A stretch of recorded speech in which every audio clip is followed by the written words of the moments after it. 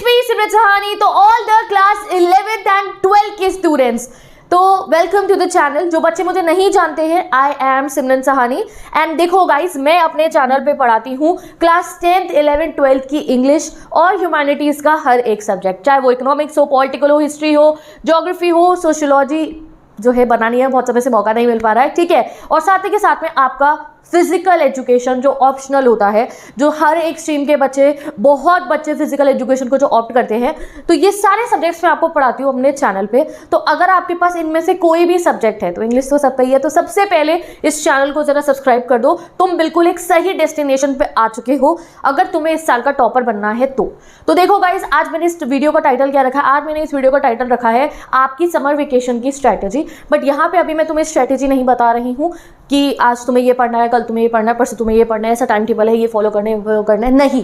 आज मैं तुम्हारे माइंड को स्ट्रैटेजाइज करने वाली हूँ कि तुम्हारे माइंड को समझ में आए दैट ये जो समर वेकेशन इस समय पे तुम्हें मिली है, ये जो फर्स्ट समर वेकेशन तुम्हें तुम्हारी इस क्लास की अभी मिल रही है, अपने इस क्लास वाली, ये पहली छुट्टियां जो तुम्हें मिल रही है, ये प्योर गोल्ड है तुम्हारे लिए। इनकी अहमियत क्या है, ये कितने मायने रखती है तुम्हें एक टॉपर बनाने के लिए। देखो गाइस, अगर मैं अपने ज़माने की बात करूँ, जब मैं छोटी बच्ची थी, समझ लो जब तो मेरी समर वेकेशन होती थी, ये जून में मेरी छुट्टियां पड़ा करती थी।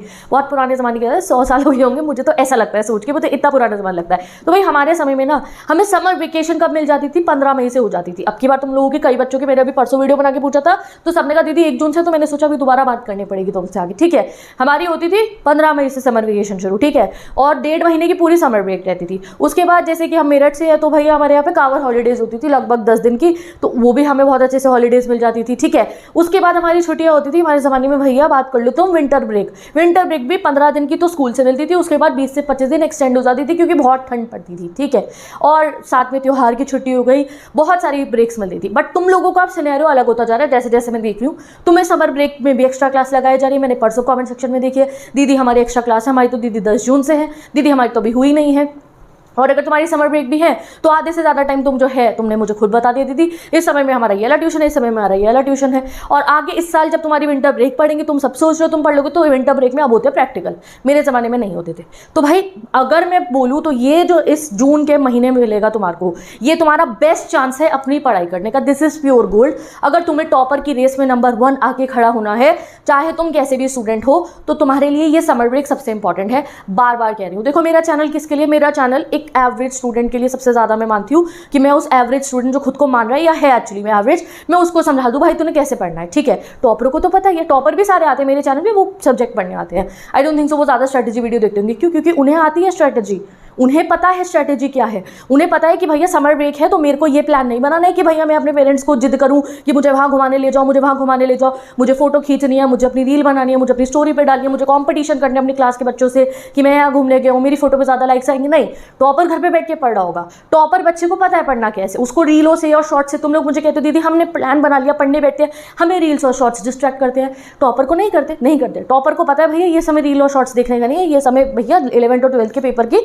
पढ़ाई करने का है, ठीक है। तो मेरा चैनल तुम लोगों के लिए, मुझे तुम्हें ये रील और शॉर्ट जो इस समय का सबसे बड़ा डिस्ट्रैक्शन, अगर मैं आज के समय का मानूं, ये तुम्हें 1 महीना मिला है जून का पढ़ने का, तुम इस पूरे को बर्बाद कर दोगे। तुम पूरा बर्बाद कर दोगे 2.5 3 घंटे शॉर्ट और रील देख के। इस समय का सबसे बड़ा डिस्ट्रैक्शन तुम्हारा, तुम बैठते हो पढ़ने, फोन उठाते हो, 3 घंटे रील स्क्रॉल कर लेते हो। इससे अच्छा मैं कहूँगी नेटफ्लिक्स का पैक खरीद लो, 4-5 दोस्त मिलकर, और एक सीरीज निपटा देना।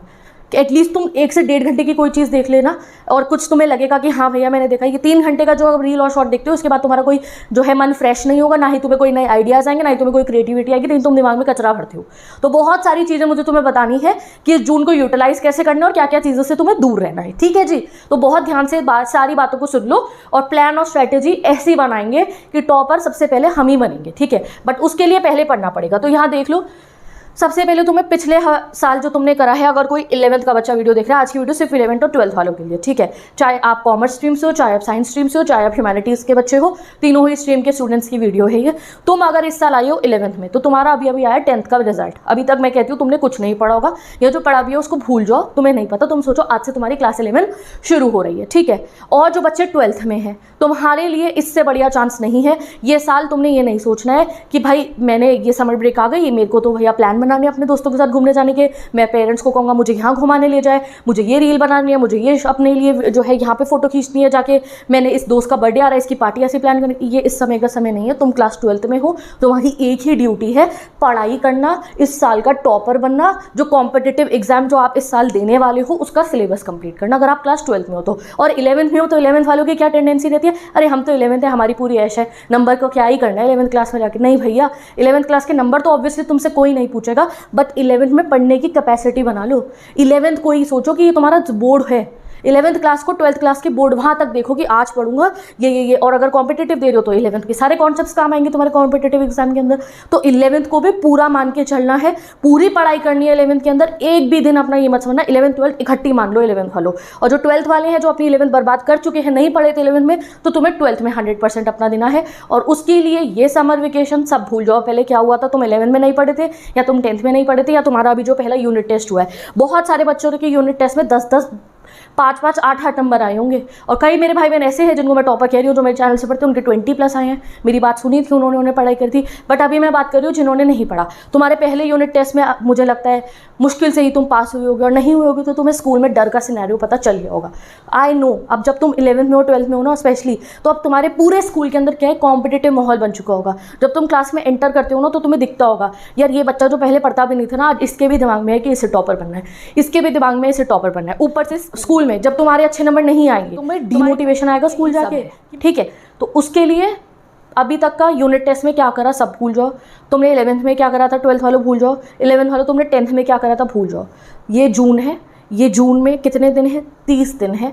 इस 30 दिन का हर 24 घंटा सिर्फ तुम्हारी पढ़ाई के लिए है। कोई इंसान ऐसा मेरी इस वीडियो को देख के कहेगा कि ये लड़की पागल हो गई है, बच्चों को कह रही है लाइफ में एंजॉय मत करो और पूरा दिन पढ़ते रहो। मैं तुम्हें बता रही हूँ, मुझे तुम्हारा फ्यूचर बनाना है, मुझे तुम्हारे नंबर देखने हैं, मुझे तुम चाहती हूँ कि तुम पहली बारी में अपना कॉम्पिटिटिव एग्जाम क्लियर कर लो। तो इसलिए मेरी बात ध्यान से सुन लो, तुम्हें इस समर वेकेशन का हर 24 घंटे तुम्हारे पढ़ाई के हैं। तुम सोओगे, तुम अपना जो है खाना खाओगे बढ़िया से टाइम पे, ट्यूशन जाओगे, ट्यूशन से घर आओगे, 1 घंटा तुम्हारा रेस्ट का होगा, 2 घंटे तुम्हारे रेस्ट के होंगे, चलो 3 घंटे तुम्हारे रेस्ट के होंगे। बट उस रेस्ट टाइम में मैंने क्या कहा है, तुम नेटफ्लिक्स की सीरीज चला के देख लेना, भाई तुम गेमिंग कर लेना, तुम बस ये रील और शॉर्ट्स पे धक्के मत खाना। मैं तुम्हें ये समझा रही हूँ। मैं खुद अपने ट्यूशन में अपने भाई बहनों को कहती हूँ जो मेरे से ट्यूशन में स्टूडेंट्स पढ़ते हैं कि ठीक है भैया ये बैटल कर लो, अपनी यहीं बैठ जाओ, यहाँ अपनी बैटल कर लो, यहाँ आधा 1 घंटे तुम गेमिंग कर लो अपनी, कोई बात नहीं। आज से कुछ साल पहले हम जब मैं वीडियो बनाती थी ना 20 में भी कि बच्चे को मेरे को कहना पड़ता था बस इतनी गेमिंग बहुत हो गई, अब पढ़ने बैठ जाओ, तब हम उसको डिस्ट्रैक्शन में कंसिडर कर ले। आज मैं कह रही हूँ भैया गेमिंग कर लेना 1 घंटा, एटलीस्ट वहाँ कुछ आप प्लान तो कर रहे हो, स्ट्रैटेजाइज कर रहे हो, टीम वर्क होता है, एक अचीवमेंट मिलती है, स्टेजेस पार करते हो, तुम्हें सेंस ऑफ अचीव। यहाँ क्या मिल रहा है तुम्हें, 3-3 4-4 घंटे तुम शॉर्ट्स और रील पे धक्के खा रहे हो, क्या मिल रहा है, कुछ नहीं मिल रहा, कुछ भी फायदा नहीं है। और जो बच्चे सोच रहे दीदी हम बहुत बड़े कंटेंट क्रिएटर बनेंगे, हाँ बन सकते हो आप, क्यों नहीं बन सकते। जो ऑलरेडी कंटेंट क्रिएटर है बहुत अच्छे, हाँ ठीक है फिर तुम कंटिन्यू करो। बट जो सोच रहे हैं हाँ हम आज से शुरू करेंगे, ये समर ब्रेक में तो हम कंटेंट बनाना शुरू करेंगे, तो भैया तुम आज से 11th में हो तो भैया जो 12th के बाद वाली समर ब्रेक आएगी उसमें करना, और तुम 12th में हो तो ये समय तुम्हारा कंटेंट क्रिएटर स्टार्ट करने का नहीं है, ये सब है सिलेबस को निपटाने का है, ठीक है। तो ना ही कंटेंट देखना है, ना ही कंटेंट बनाने में टाइम वेस्ट करना है। कोई बहुत बड़े क्रिएटर है तो उनकी बात यहाँ पे मैं नहीं कर रही हूँ। अदरवाइज मेरे जितने भी भाई बहन हैं, मैं बार बार कह रही हूँ, ये तुम्हारे सबसे बड़े 2 दुश्मन बन चुके हैं इस समय पे। हर बच्चे के नहीं, हर इंसान के ये रील्स और शॉर्ट, तुम्हारा दिन का 3 से 4 घंटे इन चीज़ों में वेस्ट होता है और तुम्हें पता भी नहीं चलता। और अटेंशन स्पैन तुम लोगों का खत्म होता जा रहा है। तुम पढ़ने बैठते हो, कॉपी उठाते हो, 5 से 10 मिनट बाद तुम्हारा मन करता है तुम फ़ोन उठाओ और फ़ोन चलाओ। तो भैया ऐसे तो नहीं होती पढ़ाई, ऐसे तो नहीं होने वाली। तो या तो तुम्हें खुद को कंट्रोल करना है कि ठीक है भाई मैं रील शॉर्ट नहीं देखूंगा, अदरवाइज इंस्टाग्राम को तो कर दो अनइंस्टॉल, ठीक है जी। और शॉर्ट्स जो होते हैं, तुम्हें जो यूट्यूब पे शॉर्ट्स दिखते हैं, मैं कह रही हूँ पढ़ना है तो पढ़ने की सबसे बड़ी जड़ जो नहीं पढ़ने देती है उसको खत्म करेंगे। तो शॉर्ट्स पे यूट्यूब पे जाओ, हिस्ट्री उसकी बंद कर दो। जब आप यूट्यूब की हिस्ट्री बंद कर दोगे तो कोई शॉर्ट तुम्हें रिकमेंड नहीं होगा। अब हाँ तुम खुद से अपने फेवरेट क्रिएटर का जाके भैया मैं तो इसके 3 घंटे शॉर्ट बैठ के देखूंगा और टाइम वेस्ट करूंगा, ऐसे तुम्हें करना होगा तो कर लेना। टॉपर जैसे बनना है वो ऐसा नहीं करने वाला है। तो ये 30 दिन पर्टिकुलर तुम्हारी पढ़ाई की है, तो इंस्टाग्राम हटा दो और शॉर्ट्स की जो है और बाकी किसी भी वीडियो की हिस्ट्री ऑफ कर दो। जो तुम्हें देखना है, तुम्हारा फ्री टाइम है 1 घंटा, ठीक है तुमने कोई वीडियो देख ली, अपने फेवरेट क्रिएटर की 1 घंटे की 15 मिनट की 20 मिनट की वीडियो देख लेना जाके। स्क्रोलिंग नहीं करनी है, 30-30 सेकंड बर्बाद नहीं करनी है अपनी, ये 30-30 प्लस करते करते 1.5 घंटा जाता है, ठीक है। ये बात हो गई। फ्रेंड तुम हो इस साल अपने, कोई तुम्हारा दोस्त नहीं होगा। यहाँ तक कि मैं तुम्हें ये बता रही हूँ, जो तुम्हारा बेस्ट फ्रेंड भी है ना, वो तुम्हें कभी सच नहीं बताएगा कि उसका सिलेबस कहाँ चल रहा है। वो कहेगा भाई मैंने तो बिल्कुल पढ़ाई नहीं करी है, नहीं मैंने तो बिल्कुल भी पढ़ाई नहीं करी है।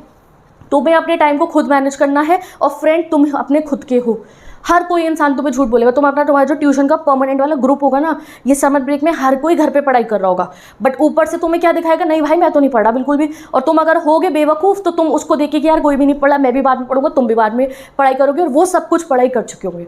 तो इस समय पे तुम अपने सबसे बड़े दोस्त हो, तुम्हें अपने लिए पढ़ना है, अपने फ्यूचर के लिए पढ़ना है। तुम्हें इस साल ये नहीं करना है कि भाई इसकी पार्टी प्लान करा दूं मैं, जून में इसका बर्थडे आ रहा है, या फिर जो है सबसे बड़ी चीज़ इस समय पे तुम्हें क्या फील होगा, भाई यार मेरा वो वाला दोस्त ना, भैया इसके पापा भी तो बहुत पैसा है, ये तो यूरोप ट्रिप पे जा रहे हैं, वो तो दुबई जा रहा है, तो गर्मी है दुबई में क्या ही करेगा, चल कोई नहीं एसी तो है, मजे तो करेगा, यार वो मसूरी चले गए, वो मनाली चले गए, वो शिमला चला गया, वो वहाँ चला गया, वो वहाँ चला गया, घर पे बैठे हो परेशान हो रहे हो, मेरे तो घर वाले मुझे कहीं लेके ही नहीं जाते हैं, मम्मी को कह रहे हो मम्मी पापा को कहो ना प्लान वाला, नहीं। तुम्हारे मम्मी पापा अगर इस साल आगे तुम्हें कहीं भी ना कि समर वेकेशन पे मैं हम लेके न जाने के लिए प्लान बना कर दो, नहीं थी मैंने नहीं जाना, मेरा 1 हफ्ते की समर ब्रेक पे मैं छुट्टी मनाने नहीं जाने वाला हूँ, मुझे 1 हफ्ते घर पे बैठ के अपना सिलेबस कंप्लीट करना है। एक बार टाइम को खुद कैलकुलेट कर लो। मैं एक सब्जेक्ट से तुम्हें एग्जांपल देती हूँ, तुम इस चीज़ को अपने अपने सब्जेक्ट्स पे लगाना, 11th और 12th वालों। मैं 12th की इकोनॉमिक्स का एग्जाम्पल दे रही हूँ, लगभग मैं कह रही हूँ अगर 12th की इकोनॉमिक्स में हमारे 15 चैप्टर है, ठीक है, शायद 15 से एक आध कम भी हो सकते हैं, मैं अभी मान लूँ लगभग चलो 15 है, ठीक है। आपके 15 चैप्टर है, मैक्रो और इंडियन इकोनॉमी दोनों मिला के मैं कह रही हूँ, मान लो तुम्हारे 15 चैप्टर है, ठीक है जी। हर चैप्टर को तुम लगभग 4 दिन तो पढ़ोगे ही, और कोई कोई चैप्टर तो हमारे इतने लंबे हैं, जैसे नेशनल इनकम हो गया, income output and employment determination वाला, उसको तो हफ्ता भी लग सकता है, पर मैंने मान लिया 4 दिन लग रहे तुम्हें एक चैप्टर को कंप्लीट करने में। तो 4 दिन एक चैप्टर के 15 चैप्टर है आपके, ठीक है, तो कितना 2 महीने तो तुम लगभग 60 दिन मान लो, तुम 2 महीने तो लगभग तुम्हें सिर्फ अपनी इको के लिए ही चाहिए, ठीक है। और इनमें से कुछ चैप्टर्स ऐसे हैं जिनको आपको बार बार रिवाइज भी करना है, बार बार आपको उन्हें लर्निंग वालों को दोबारा लर्न करना पड़ेगा, रिविजन करोगे। और नेशनल इनकम जितने न्यूमेरिकल सॉल्व करो उतने कम है, उसमें जितनी आप अपना जो है प्रैक्टिस करो उतना कम है। तो देख लो 2 महीने तो सिर्फ इको के लिए चाहिए, कॉमर्स स्टूडेंट्स यहाँ आप देख लो। और बात साथ में आपको अकाउंट्स भी पढ़ना है डेली, आपको बीएसटी कंप्लीट करनी है, आपको इंग्लिश पूरी कंप्लीट करनी है, आपको अपना ऑप्शनल पूरा कंप्लीट करना है। तो यहाँ से जून और जुलाई अगर तुम खाली एक जून और जुलाई में तो इको ही है, ठीक है।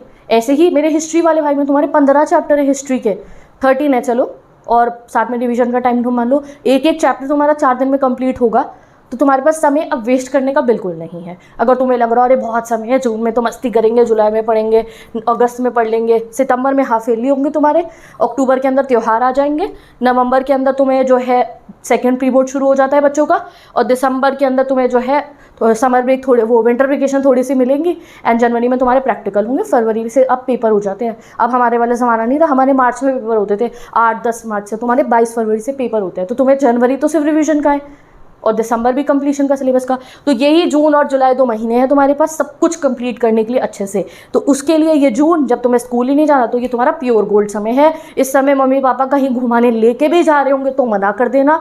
इस समय रील और शॉर्ट्स को अपनी लाइफ से दफा कर दो। तुम्हें एंटरटेनमेंट के लिए दीदी बोर हो जाते हैं तो नेटफ्लिक्स का पैक खरीद लो, मैं खुद बता रही हूँ, या कोई भी जो है मूवी देख लेना, टीवी पे जो आ रही होगी ना बढ़िया सी, उसे देख लेना बैठ के बस, ठीक है। या कोई जो 1 से 1.5 घंटे की कोई भी जो है, जो कोई के ड्रामा वगैरह तुम देखते हो, ठीक है, किसी प्लेटफॉर्म पे तो फ्री में भी दिखते हैं, वो सब देख लेना, बस शॉर्ट्स और रील पे धक्के मत खाना, ठीक है जी। और क्या करना है तुम्हारे को, अपने टाइम को अब मैनेज करना पड़ेगा हमारे को, ठीक है।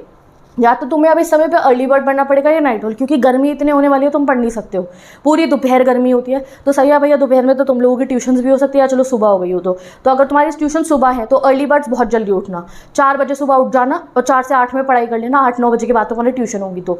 और आ जाए मेरे नाइट आउल्स। नाइट आउल्स रात को बिल्कुल गर्मी नहीं होती है, टेम्परेचर अपने आप थोड़ा थोड़ा कम होने लगता है। तो जितने भी मेरे नाइट आउल्स है, हर रोज़ सैटरडे स्टडी नाइट बनानी है, 9-10 बजे पढ़ने बैठ जाना, रात के 3 बजे तक पढ़ना या सुबह के 4 बजे तक पढ़ना, और भैया बाद में अपनी स्लीप पूरी कर लेना। ऐसे पढ़ना है तुम्हारे को, ये टाइम टेबल रहने वाला। आज मैंने टाइम टेबल इसलिए नहीं बताया क्योंकि मुझे जानना था कि अगर तुम नाइट हॉल हो तो नाइट हॉल इमोजी लगाओ कमेंट सेक्शन में, और अगर तुम अर्ली बर्ड हो तो अर्ली बर्ड इमोजी लगाओ कमेंट सेक्शन के अंदर जल्दी से, ठीक है। तो अगर अर्ली बर्ड्स है तो मैं अर्ली बर्ड्स का भी टाइम टेबल बताऊंगी, that how early birds will manage their time in the summer vacation and how night Howl's will manage their time. Tuition का टाइम मुझे अभी नहीं पता है, तुम्हारा ट्यूशन का टाइम क्या है, तो ट्यूशन का टाइम तुम्हें खुद भी नहीं पता होगा। क्या पता तुम्हारे कोचिंग वाले सुबह का कर दे, क्या पता शाम का कर दे, क्या पता ऑनलाइन क्लास सुबह और शाम हो, तो उस हिसाब से मैनेज कर लेना। बट अब इस जून के अंदर, इस समर वेकेशन में तुम्हें नाइट ऑल और अर्ली जोन मोड में एक्टिव होना है, क्योंकि दोपहर में और शाम को तो मन करता है थोड़ी देर बाहर घूम लो थोड़ी देर, ठीक है, या फिर जो है यार थोड़ी देर रेस्ट कर लेते हैं, गर्मी हो रही है इतनी, 7-8 बजे के करीब, ठीक है। तो तुम्हें क्या करना है, नाइट ऑल जोन में एक्टिव होंगे, 9 बजे से पढ़ने बैठे हो, 3 बजे तक पढ़े हो, और अर्ली बर्ड जोन में एक्टिव होंगे।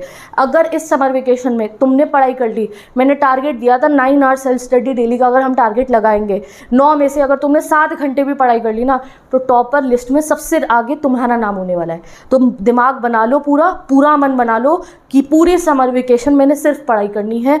हर चैप्टर और हर एक सब्जेक्ट का मिशन ऑब्जेक्टिव कॉलम रेडी करो।